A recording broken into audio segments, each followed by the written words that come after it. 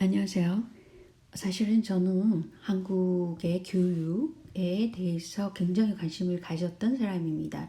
정치보다는 교육에 관심이 많았던 사람이에요. 근데 이 자료에서 보듯이 지금 전 세계의 프레스, 그러니까 미디어의 독립성에 대해서 조사를 한 결과 프랑스가 1위입니다. 독립성이 높다. 그러니까 기자들이 자기 맘대로 기사를 쓸 수 있다 이겁니다. 일본은 22위인데 한국은 맨 꼴찌예요. 놀랍지 않습니까? 이것은 한국의 언론이 독립성이 이렇게 없다는 겁니다. 그래서 이런 데다가 제가 이제 관심을 두는 건 현재, 그러니까 문재인까지의 그 정부를 좌파 정부라고 했을 때 한국은 정치판을 좌파형으로 끌고 갔기 때문에 그 중에서도 문인하고 예술인들을 우대하면서 이 감성 정치를 폈다는 거죠. 심지어는 요리사들을 또 띄워가지고 그렇게 감성 정치를 했잖아요. 이는 무엇을 말하느냐? 이성적이고 주관적인 판단력이 적어지게 한다는 거죠. 그리고 주어진 정보를 그대로 대중이 흡수할 수 있도록 개 돼지가 되라 이겁니다. 그러니까 이런 상황 속에서 대중들은 쉽게 흥분하고 소위 개딸이라는 이상한 그런 뭐라 그러나요? 그런 아이콘을 만들어내는 겁니다. 이게 말이나 됩니까? 그래서 쉽게 흥분하고 감성적이고 이성적인 판단력이 없고 주어지는 정보도 일부러 만들어진 정보들이 많은데 그것을 그냥 흡수하는 그런 사회가 되어버린 거예요. 결국 이런 사회가 될수록 사회가 갈등이 심하고 그것을 해결하려는 노력이 적어지고 구조적으로 개인들은 굉장히 불행하게 되는 겁니다. 왜냐하면 해결 능력이 없으니까 그렇겠죠. 근데 소위 한국은 디지털망이 굉장히 발달한 나라라고 그러죠.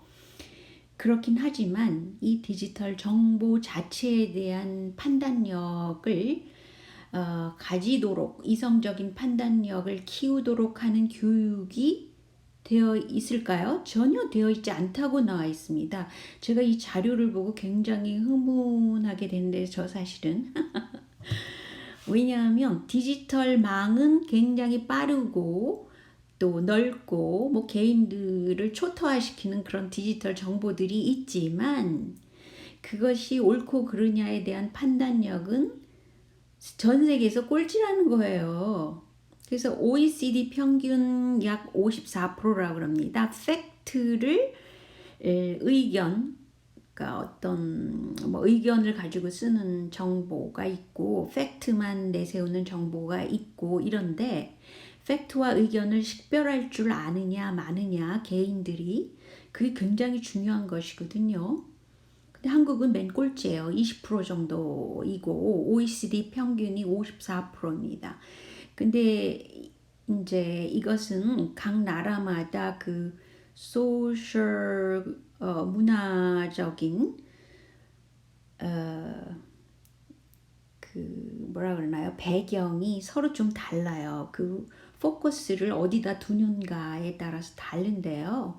영국, 미국 이런 쪽의 교육 자체나 그런데 보면은 바탕이 팩트를 굉장히 중시하는 걸로 되어 있어요. 사실은 그 팩트가 굉장히 오염되어 있을 수 있는 거지만 개개인들이 그거 팩트 맞아? 뭐 이런 식의 말을 굉장히 많이 하는 거죠. 영미권, 캐나다에도 마찬가지로 그렇습니다. 왜냐하면 캐나다나 뉴질랜드 이런 데는 다 영국 교육을 그대로 시스템을 갖고 왔기 때문에 이 팩트 체크에 대해서 굉장히 민감합니다. 그리고 디지털 정보에 대해서도 교육기관에서 그것을 어떤 식으로 판별해야 된다라는 교육이 이루어지고 있어요.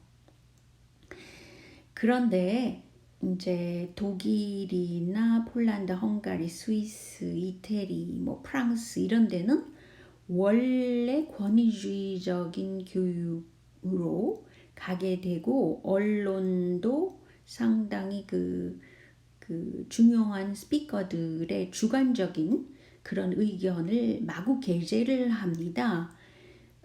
그래서 여기 보면은 프랑스 언론을 보면은요, 굉장히 그 정치 성향에 따라서 그 언론 자체가 달라집니다. 그런 식으로 되어 있어요. 제가 한때는 그 프랑스에서 교육을 한 적이 있기 때문에 이제 대학원 다닌 적이 있기 때문에 그걸 알고 있는데요.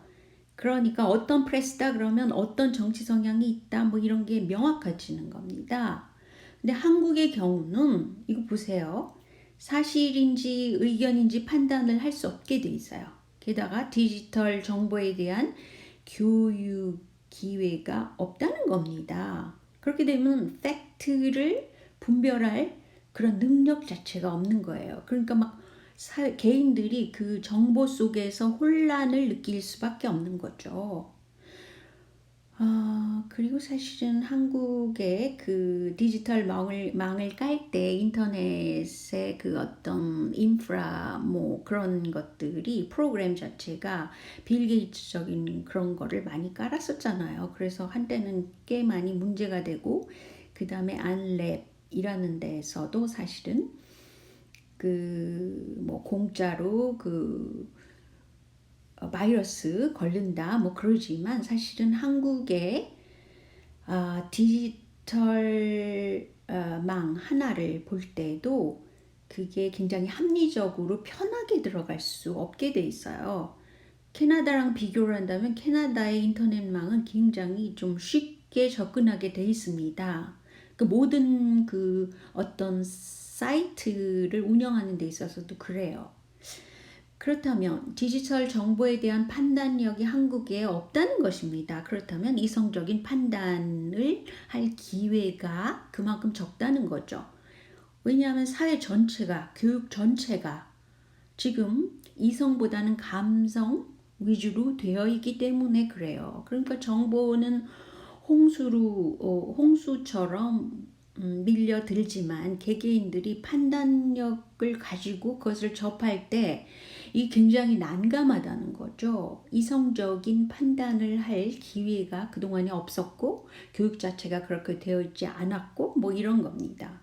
결국은 좌파형 정치판을 키우기 위해서 감성적인 인간형을 키우는 교육이 된 것이죠. 그리고 문인하고 예술인 뭐 요리사까지 우대를 하는 한국의 그 정치판입니다. 이것이 그 굉장히 정치판 안에 들어와 있어요. 그래서 그 개개인들이 이성적인 판단력이 줄어들고 주어지는 정보를 그대로 흡수해서 흥분 속에서 무엇을 하도록 그러니까 갈등 요소가 그만큼 많다는 거죠.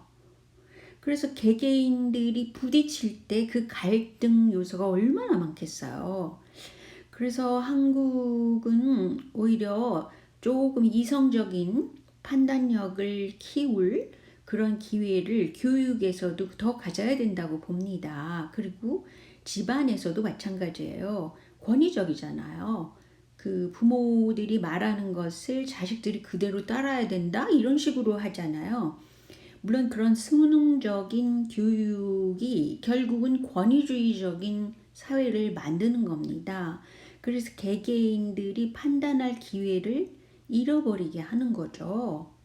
그래서 뭐 그 압력에 의해서 뭐 개개인들이 갈등 속에서 있는 거예요. 이게 좋은 건 아니죠. 하나의 예로 임종석 이분도 카톨릭이더라고요. 근데 이분이 그 적극적으로 고민정 이 사람을 굉장히 밀어줬다고 그래요. 계속해서 밀어주고 있겠죠. 그런데 저는 팩트를 굉장히 중시합니다. 고민정 이 사람은 가톨릭은 아니고 무종교로 되어 있더라고요. 근데 그 내력을 보면은 이 사람이 경인대 수원 캠퍼스 동아시아 학과에 중국어를 전공을 했어요. 그러니까 이미 그 중국어를 전공했다는 건 뭐 영어 전공하는 사람과는 다른 그 멘탈을 갖고 있을 가능성이 많은 거죠.